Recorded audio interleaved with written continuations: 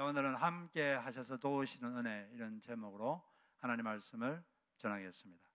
사람에게는 다 두려움이 있습니다. 모세같이 위대한 지도자도 두려움이 있었어요.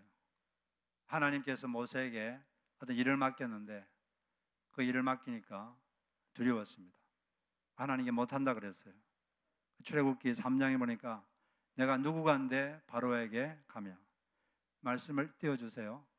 내가 누구간데 바로에게 가며 이스라엘 자손을 애굽에서 인도하여 내겠습니까? 그러니까 하나님이 가라사대 때 내가 정녕 너와 함께 있으리라. 함께 있어서 도와주겠다는 거죠. 내가 백성을 애굽에서 인도하여 낸 후에 너희가 이 산에서 나를 섬기리라. 그렇게 말했습니다. 그리고 또 역대상을 보면 다윗의 뒤이어 솔로몬이 왕이 됐는데, 다윗 왕이 자기 아들에게 다음과 같이 말했습니다. 역대상 28절에 보면 너는 강하고 담대하게 이 일을 행하라. 두려워하지 말며 놀라지 말라. 내가 여호와의 성전 공사의 모든 일을 마치기까지 여호와 하나님 나의 하나님이 너와 함께 계시사 내게서 떠나지 아니하시고 너를 버리지 아니하시리라. 겁먹지 말고 하나님이 도와주니까 그 성전 건축을 하라고 이렇게 했는데, 근데 이 기간 사이에 솔로몬은 두려웠습니다. 특히 외국 군대가 쳐들어오지 않을까. 그래서 외국과 좋은 관계를 맺기 위해서 그 이방 나라의 이방 공주들과 정략 결혼을 했습니다. 그런데 그 이방 공주들은 다 우상을 섬기는 자들이었죠. 여호와를 섬기지 않고. 그러니까 그 결혼하니까 그 아내들이 우상 숭배를 하고 신전을 지어달라 그러니까 신전 다 지어주고, 그리고 온 나라를 그냥 우상 천지로 만들어 버려가지고 결국 그가 죽고 나라는 분단되고. 왜 그랬죠? 두려워서. 이 두려움을 없애지 못해서 그냥 그 실수를 하고 말았습니다. 이 두려움은 모든 사람이 다 있는데 인간에게 언제 이 두려움의 감정이 시작됐을까요? 원래 하나님이 아담을 만들었을 때는 두려움이라는 감정이 없었습니다. 불안도 없었고 마음의 평안, 기쁨, 그것만 있었는데 갑자기 이 두려움이라는 감정이 어느 순간 갑자기 확 들어왔습니다. 그게 언제냐? 하나님을 떠나는 순간 두려움이 확 들어온 거죠. 창세기 9장에 보면 여호와 하나님이 아담을 부르시며 그에게 이르시되 너가 어디 있느냐? 이르되 내가 동산에서 하나님의 소리를 듣고 내가 벗었으므로 두려워하여 숨었나이다. 이 처음으로 두려움이라는 단어가 나옵니다. 왜 두려움이 생겼느냐 하면 하나님을 떠났기 때문에. 조그만 어린애가 부모를 떠나면 두렵죠. 똑같은 거예요. 하나님을 떠나면 인간은 언제나 두렵습니다. 불안하고. 그리고 하나님을 떠난 인간들은 다 마귀 지배 아래 있어요. 마귀는 사형수입니다. 사형 날짜를 받아놓은 사형수예요. 집행이 안 된 거죠. 그 집행이 안 된 사형수가 얼마나 불안할까요?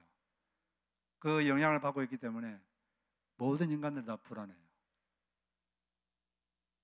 이 불안을 없애고 두려움을 없애려면 하나님께 가까이 가야 됩니다.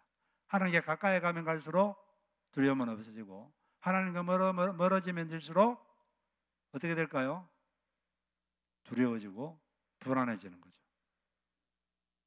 이 두려움을 없애는 방법은 하나님께 대한 믿음, 우리의 생명의 근원이신 하나님께 믿음만이 이 두려움과 불안을 없앨 수가 있습니다.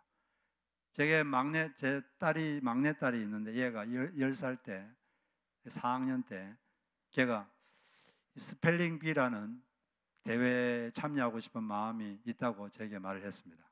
스펠링 비는 그 어떤 단어를 정확하게 이제 말하는 그런 대회죠. 그렇게 관심이 있다 그래가지고 제가 인터넷으로 신청을 했어요.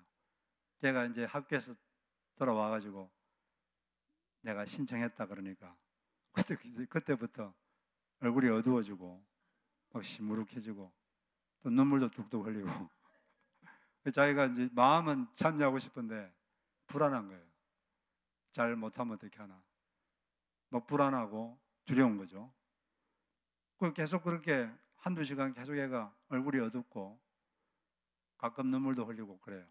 그 제가 가서 자꾸 위로해주고, 그렇게 힘들면 안 해도 돼. 내가 취소할까? 근데 또 취소하라고 안 하고 그냥 계속 그렇게 어두운 얼굴로 있는 거예요.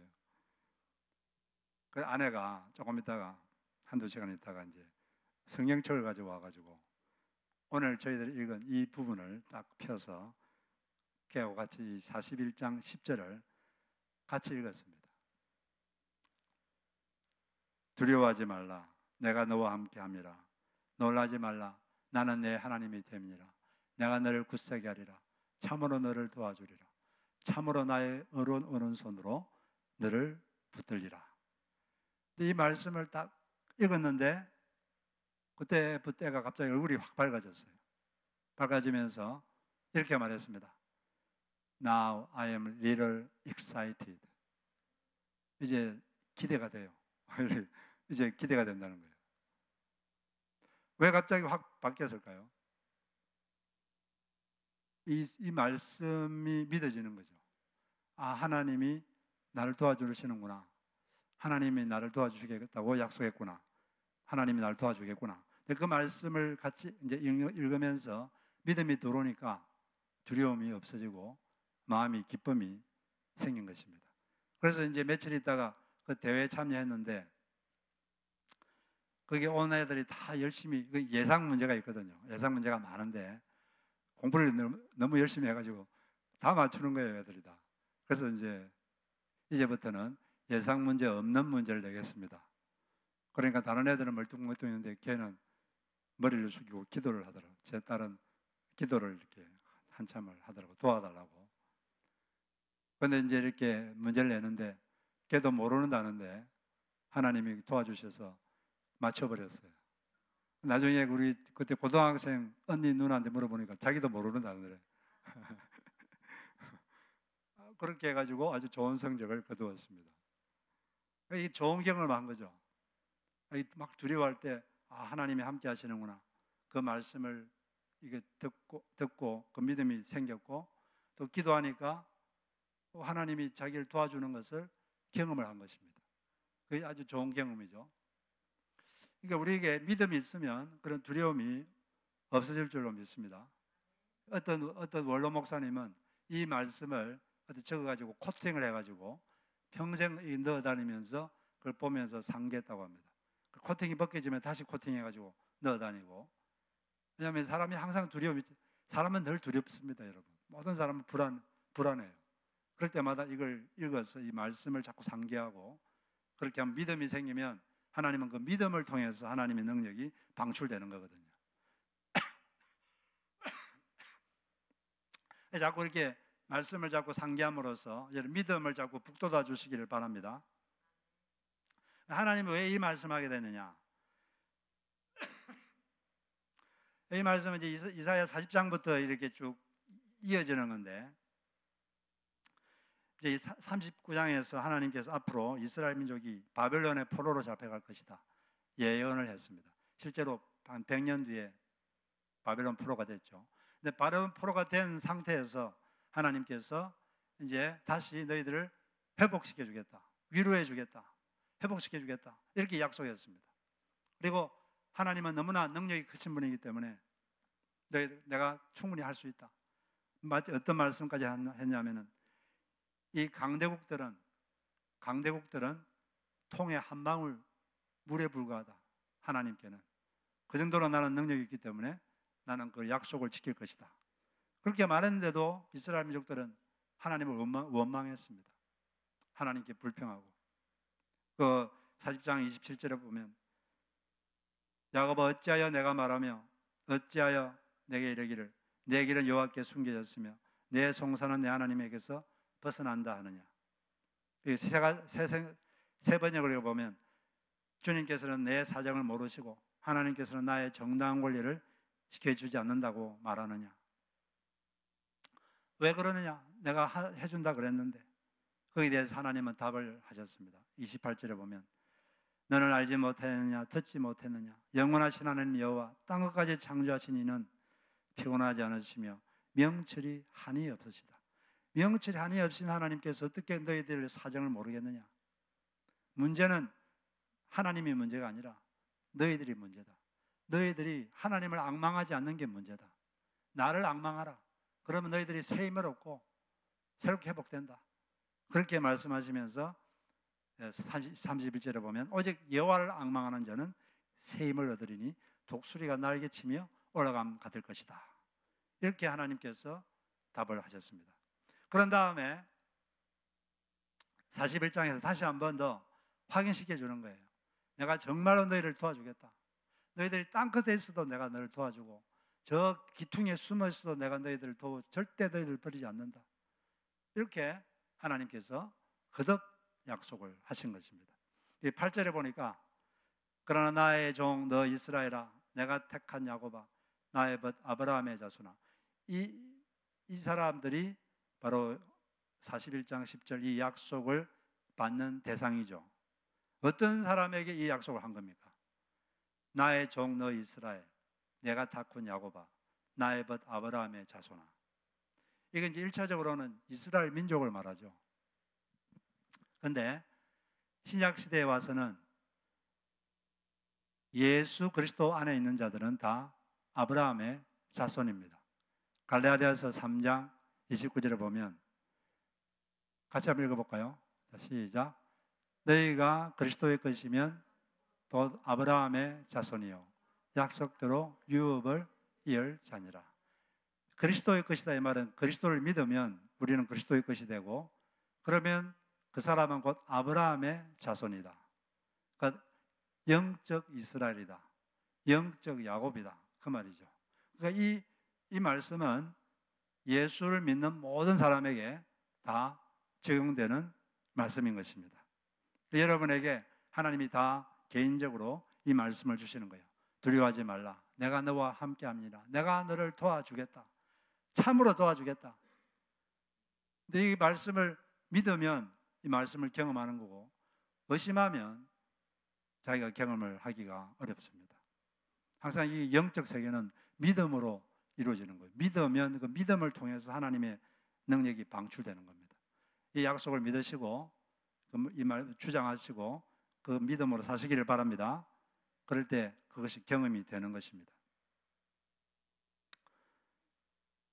그런데 이게 한 번만 말한 게 아니라 이게 확실하다고 하나님이 이 짧은 구절에서 3번이나 반복했어요. 3번이나. 여기 자 41장 여기 10절에 그게 나오고 그 다음에 또 13절에 보니까 이는 나 여호와 너희 하나님이 내 오른손을 붙들고 내게 이르기를 두려워하지 말라 내가 너를 도우리라 할 것임이니라. 여기 또 두려워하지 말아라 내가 너를 돕겠다. 하나님의 백성 하나님의 자녀를 내가 도와주겠다. 그 다음에 14절에도 버러지 같은 너 야곱아 참으로 초라하고 초라한 야곱아 너희 이스라엘 사람들아 두려워하지 말라 나 여호와가 말하노라 내가 너를 도울 것이라 내 구속자는 이스라엘의 거룩한 이시니라. 여기도 또 나와 있죠. 내가 너를 도와주겠다. 몇 번 나왔습니까? 3번. 똑같은 말을 3번. 이 짧은 이 말은 확실하다는 거죠. 확실하다. 하나님 히브리 사람들은 강조할 때 반복합니다. 우리는 이 약속이 확실한 줄 알고 저희 막내딸이 말씀을 믿었듯이 여러분도 믿으시기 바랍니다. 마음이 불안할 때마다 이 말씀을 꺼내서 한번 큰 소리로 한번 외워보세요. 그러면 마음이 든든해지고 이 영의 분위기가 확 바뀔 겁니다. 구약에만 그런 게 아니라 신약 성서에도 부활하신 예수님께서는 지금 성령의 형태로 우리와 함께 계십니다. 요한복음 14장 16절 같이 읽어보겠습니다. 시작. 내가 아버지께 구하겠으니 그가 또 다른 보혜사를 너에게 주사 영원토록 너희와 함께 있게 하리니 그는 진리의 영이라. 세상은 능히 그를 받지 못하나니 이는 그를 보지도 못하고 알지도 못함이라. 그러나 너희는 그를 아나니 그는 너희와 함께 거하시며 또 너희 속에 계시겠습니다. 예수님께서 이제 성천하신 다음에 또 다른 보혜사를 너에게 주겠다. 보혜사란 말은 파라클레토스, 돕기 위해 옆에와 계시는 분.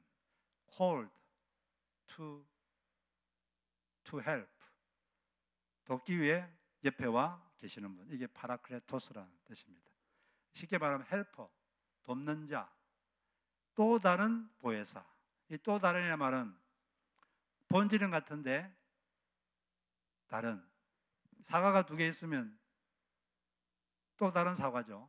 똑같은 본질은 똑같아요. 또 다른 보혜사, 이 성령님을 보내주셔서 너희와 영원토록 너희와 함께 있게 하겠다. 영원이라는 단어가 뭔 뜻입니까? 영원하다. 영원이라는 말은 모든 순간을 합쳐야지 영원이 됩니다. 영원토록 한다 이 말은 한순간도 함께 있지 않는 시간이 없다. 그런 뜻이죠. 그는 진리의 영이라. 그는 너희와 함께 거하시고 또 너희 속에 계시겠다. 성령님은 우리와 함께도 계시고 우리 속에도 있습니다. 속에 있다 이 말은 우리 마음에, 예수를 믿으면 우리 마음, 예수를 영접하면 우리 마음에 들어오시는 것이고, 그리고 마음에만 있는 게 아니라 너희와 함께, 여러분이 지금 있는 이 공간에 함께 계십니다. 그럼 여기 지금 우리 원더풀 교회 성령님이 이곳 계실까요? 안 계실까요?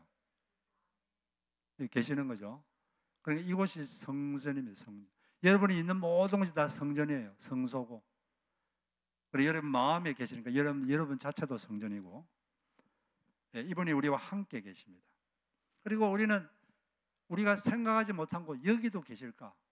라고 여기지는 그곳에도 주님은 계십니다. 이 야곱이 형님을 속여가지고 에스를 속여서 장자 권한을 뺏었죠. 화가 나가지고 형님이 동생을 막 죽이려고 그랬습니다. 그래서 도망갔어요. 외삼촌 라반이 있는 곳에.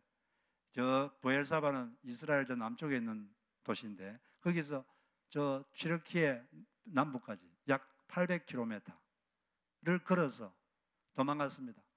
가는 도중에 들판에서 하룻밤 자게 됐는데 꿈속에서 하나님이 나타나셔가지고 너가 돌아올 때까지 내가 절대 너를 떠나지 않겠다. 항상 함께 주겠다. 그렇게 말씀하셨어요. 꿈을 딱 깨고 나서 야곱이 한 말이 있습니다. 28절 16절에 보니까 야곱이 잠에 깨어 이르되 여호와께서 과연 여기 계시거늘 내가 알지 못하였도다. 예, 이 들판, 아무도 없는 들판 도망가는 중인데 여기는 하나님이 없을 거야 라고 생각했는데 여기 계시는데 내가 그걸 몰랐다는 거죠. 하나님이 여러분과 함께 계시고 도와주고 계시는데 우리가 모를 뿐이에요. 하나님이 문제가 아니라 우리가 문제인 줄로 믿습니다.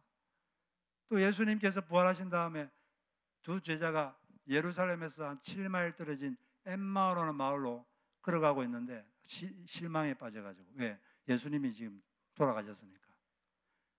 근데 부활하신 예수님이 그 두 사람 옆에 같이 걸어가고 있었어요. 동행하고 있는데 그들은 그가 예수신 줄 알지 못하더라. 분명히 예수님은 옆에 있는데 예수님이 문제가 아니라 그들이 그걸 알지 못했어요. 알지 못하면 누리지 못하는 거죠. 예수님은, 부활하신 예수님은 우리와 함께 있는 줄로 믿습니다. 항상 함께 계셔서 있는 거예요. 문제는 우리가 그걸 못 깨닫고 인지를 못하고 못 믿고 그러면 그게 자기가 누리지를 못하는 거죠. 나중에는 주님께서 눈을 열어주니까 이 사람들이 그걸 깨닫고 마음이 뜨거워지고 주님과 교제하는 시간을 가지게 됐습니다. 다윗도 이렇게 고백했어요. 다윗도 시편 139편 7절에 보면 내가 주의 영을 떠나 어디로 가며 주의 앞에서 어디로 피하리까? 우리가 성령님을 떠나서 어디로 가겠습니까? 그분은 어디나 다 있어요. 하늘에 올라가도 거기 계십니다. 여러분이 하나님 좀 피하고 싶어서 제트기를 타고 저 달나라에 가도 거기도 계십니다. 아니 나는 달나라 너무 가까워. 화성에 갈까요? 화성. 거기 가도 거기 계십니다. 소울에 내 자리를 펼지라도 거기 계시니라. 소울은 죽은 다음에 가는 곳. 내가 새벽 날개를 치고 바다 끝에 가도, 나 태평양 그 끝에 가면 하나님이 안 계실 거야. 거기도 계십니다. 거기서도 주의 손이 나를 인도하시며 주의 오른손이 나를 붙드시리다. 거기서도 주님의 손이 나를 인도하고 계신다. 여기는 안 계신 것 같은데 거기서도 계시고 거기서도 우리의 삶을 인도하고 계십니다. 할렐루야. 이 하나님 우리가 믿으셔야 되겠습니다. 근데 우리가 막 무슨 짓을 해도 하나님이 막 옆에 도와주시고 그런 건 아니죠. 무슨 짓을 해도 막 그런 건 아닙니다. 왜냐하면은 야고보서 4장 4절에 보면 이런 말씀이 있어요. 세상과 벗된 것이 하나님과 원수됨을 알지 못하느냐. 그런즉 누구든지 세상과 벗이 되고자 하는 자는 스스로 하나님과 원수되는 것이니라. 예, 세상과 벗이 되어서 막 죄를 품고 있으면서도 죄를 회개하지도 않고 불순종하면서도 아무렇지도 않은 듯이 불순종하고 자기 멋대로 살고 그러면 그 사람은 하나님과 지금 멀어져 있는 거예요. 그런 사람을 불순종하고 막 죄 속에 사는 사람을 하나님이 도와주면은 계속 죄 지어라 그런 거잖아요. 계속 그렇게 살아라. 그리고 또 베드로전서 5장 6절에는 하나님은 교만한 자를 대적하시되 겸손한 자들에게 은혜를 주시느니라. 하나님이 대적하면 어떻게 되겠어요? 인생이.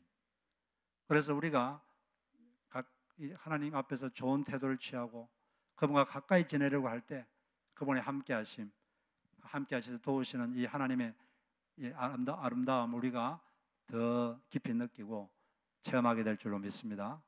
하나님이 우리를 함께 하시는 걸 느끼지 못하게 멀어지게 느끼게 하는 그런 태도나 그런 게 자꾸 멀어져야 돼요. 주님께서 그럼 우리를 왜 그럼 이렇게 함께 하셔서 도와주시느냐? 그 목적을 14절 15절에서 하나님께서 말씀하셨습니다. 여기 보니까 버러지 같은 너 야고봐. 버러지가 뭡니까? 버러지는 벌레를 좀 격화시킨 거죠. 이 버러지 같은 놈.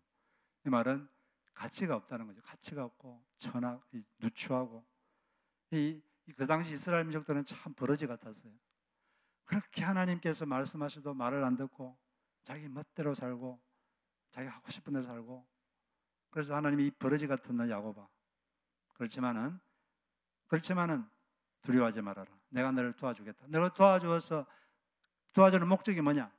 15절에 목적이 나와 있습니다. 내가 너를 이가 날카로운 새 타작기로 삼으리라. 너가 산들을 쳐서 부스러기를 만들 것이다. 예, 타작하는 기계, 날카로운 타작하는 기계. 산이란 건 장애물입니다. 이 장애물, 너희들 앞에 있는 장애물들을 확 없애버리는 그런 강한 힘을 가진 그런 사람으로 만들어주겠다. 이걸 신약적으로 해석하면 우리 신약시대 성도들은 다 추수꾼입니다.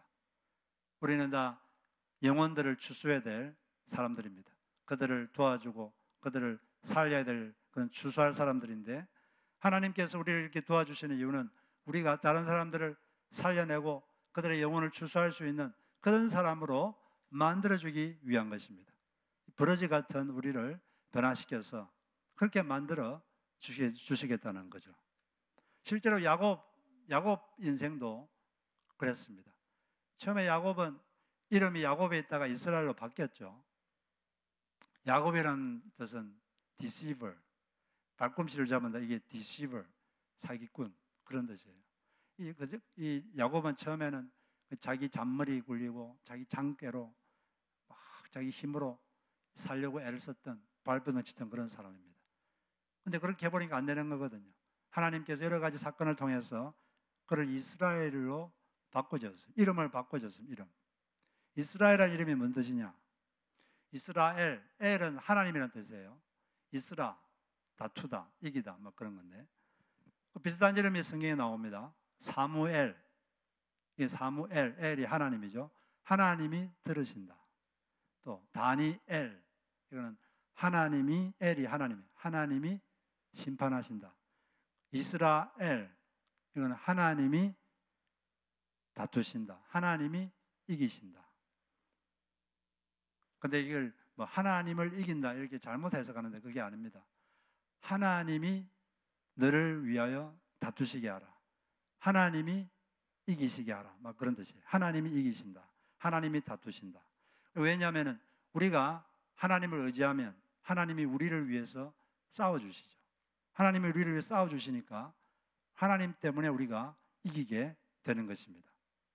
그래서 야곱은 처음에는 자기 힘으로만 살다가 하나님께 의지하는 사람이 되어서 하나님이 자기를 위해서 싸워주시고 다퉈주시고 그래서 이기게 하는 그런 사람으로 바뀌게 된 것입니다. 이처럼 우리가 주님의 손을 붙잡고 있다면 주님께서 우리를 그런 사람으로 바꾸어 줄 줄로 믿습니다. 우리는 훌륭한 타작기가 되어서 다른 사람들을 살려내고 다른 사람을 살리는 그런 추수하는 일꾼들이 다 될 것입니다. 근데 많은 사람들이 생각하기를 이렇게 이런 제 말씀 보면 하나님이 함께 하셔서 도와주셔 이런 말씀이 있으면 자기 인생이 뭐 잘 되고 뭐 했던 게 되고 뭐 기도 응답도 되고 이러면 그렇지 하나님이 내 옆에 늘 계시고 늘 함께 하시는 게 맞아. 그런데 어떤 역경이 막 오고 문제가 잘 해결도 안 되고 그러면 아이고 하나님은 나하고는 함께 안 계셔. 나하고는 멀리 계셔. 이렇게 또 생각하는 사람들이 의외로 많이 있습니다. 과연 그럴까요? 잘 될 때는 같이 있는 것이고 뭐 잘 안 되면 이건 하나님 날 버린 거고 그런 겁니까? 하나님이 영원히 우리와 함께 계시다 그랬어요. 요셉의 삶을 보면 요셉은 아버지하고 색동옷 입고 그렇게 있을 때 그때 하나님이 더 가까이 했을까요? 아니면 노예로 팔려가가지고 모함받아서 감옥에 들어가고 그때 하나님이 그에게 더 가까이 있었을까요? 성경 기록을 보면 이렇게 되어 있습니다. 창세기 39장 20절에 보면 요셉이 오에 갇혔으나 여호와께서 요셉과 함께 하시고 그에게 인자를 더하사 간소장에게 은혜를 받게 하시니라. 요셉이 옥에 갇혔지만 거기서 하나님이 함께 계셔서 그곳에서 나름대로의 은혜를 주시고 거기서 나름대로 형통하도록 하시고 거기서 배울 걸 배우게 하시고 그래서 결국 그의 사명을 세상을 살리는 그의 사명을 감당하도록 하나님께서 인도를 해주신 것입니다. 우리가 힘들어할 때 그때 하나님은 더 가까이 계시는 거예요. 한국에 그 김희아라는 집사님이 계신데 이분은 태어날 때부터 얼굴이 반이 붉은 점이 있었습니다. 큰 점이 이만한 점이 얼굴 전체를 덮는. 그 태어날 때 부모가 이걸 보고 그냥 태어나자마자 바로 고아원에다가 바로 버렸어요. 문 앞에다가. 고아원에서 자랐는데 보육원에서 자랐는데 아이들이 어릴 때부터 막 놀렸습니다. 별명이 사과 반쪽, 괴물. 여러분이 어릴 때 그런 말 들으면 기분이 어떨까요? 너무 죽고 싶은 마음이겠죠. 그렇게 따돌림 당하고 그렇게 살았는데 고등학교를 졸업하고 보육원의 선생이 됐어요. 선생이 돼가지고 이제 어느 날 이렇게 외출을 했는데 어떤 사람이 길 가던 사람이 자기 얼굴을 보고 밥맛이야. 저 얼굴 어떻게 살아? 그런 말을 해서 그 말 딱 들었는데 얼마나 마음이 서럽고 힘든지 그날 와가지고 막 너무 서러워가지고 자기 얼굴을 막 마치 아스팔트에 얼굴을 긁듯이 진물이 날 정도로 얼굴을 막 문질렀습니다. 이걸 좀 지워보려고. 하나님 왜 제게 이런 점을 주셨나요? 왜 하필 제게만 이런 점이 있나요? 하나님 손으로 지어줄 수 있잖아요. 막 울면서 기도했어요.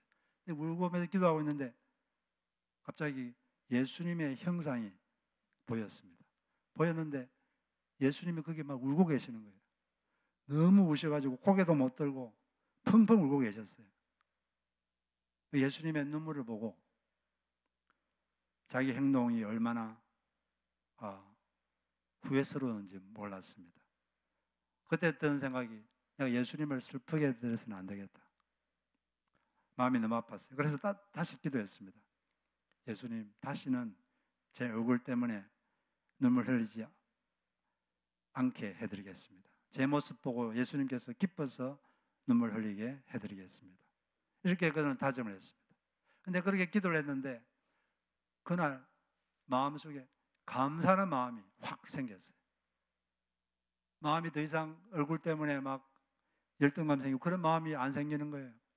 그냥 감사하는 마음이 생기고 그런 걸 아이들에게도 가르쳐주고 그랬더니 어떤 남자가 결혼도 하고 두 딸도 낳고 여전히 얼굴은 그렇습니다. 똑같은데 마음이 바뀌어버렸어요. 더 이상 그게 자기를 괴롭히지 않고 마음이 감사하는 마음으로 바뀌어버렸습니다. 물론 지금도 사진 보면 얼굴이 좀 그런데 그는 더 이상 거기 신경 쓰지 않습니다. 그가 힘들어할 때, 그가 얼마나 서러워가지고 힘들어할 때 그때 예수님은 같이 울고 계셨던 거죠. 같이 아파하고 있었고 같이 눈물 흘리고 계셨습니다. 주님께서 우리가 힘들 때 바로 그때 더 가까이 계시고 더 함께 하고 있는 줄로 믿습니다. 그 문제가 뭐 해결되지 않는다 할지라도 주님은 그 가운데 같이 계시고 같이 울고 계시는 거예요. 그 주님의 마음을 알고 우리가 살아야 되겠습니다. 이처럼 주님께서 우리와 함께 계셔서 도우시는 게 자명한 사실인데, 그런데 어떤 사람은 이걸 느끼고 체험하는 사람이 있고 어떤 사람은 별로 그런 걸 잘 못 느끼고 예수를 믿는다 그러는데도 잘 느끼질 못하고 체험을 못하는 사람들이 있습니다. 누가 잘못입니까? 주님이 잘못입니까? 주님이 잘못이 아니라 우리가 잘못이죠. 사람 사이도 그래요. 사람의 관계도. 두 사람이 좀 친하게 지내려면 둘 다 잘해야 돼요. 서로. 한 사람만 잘해서는 안 됩니다. 한 사람은 잘하려고 그러는데 한 사람은 그냥 하루 만났다가 수틀리면 한 몇 달 잠수 타고 전화도 안 받고 연락도 안 하고 그러다 또 갑자기 툭 나타나가지고